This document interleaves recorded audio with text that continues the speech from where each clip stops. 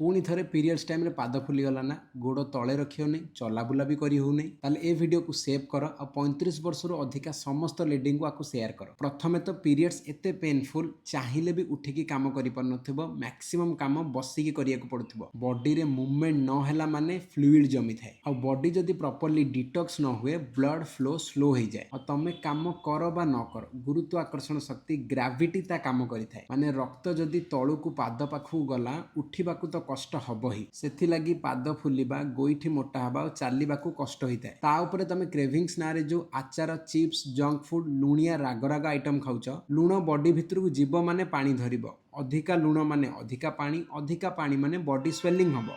Stress हवा दरकार नहीं ई तीनटा एक्सरसाइज को ट्राई कर। प्रथमे प्रति घंटा को थरे गोटे मिनिट पे एंकल को क्लॉक वाइज और एंटी क्लॉक वाइज रोटेशन कर। सेकेंड संध्या बेले 30 मिनिट रो चलिबा तो मस्ट। थर्ड सबुटु इंपोर्टेंट काफ रेजेस कर एथरे ब्लड फ्लो बढ़ी थाए आ स्वेलिंग को भी कमई थाए। सबुठु बड़ जिनस मन रख स्वेलिंग माने फैट नुआ बॉडी रे फ्लूइड बढ़ुची आ सेथि लागि मूवमेंट करिबा जरूरी।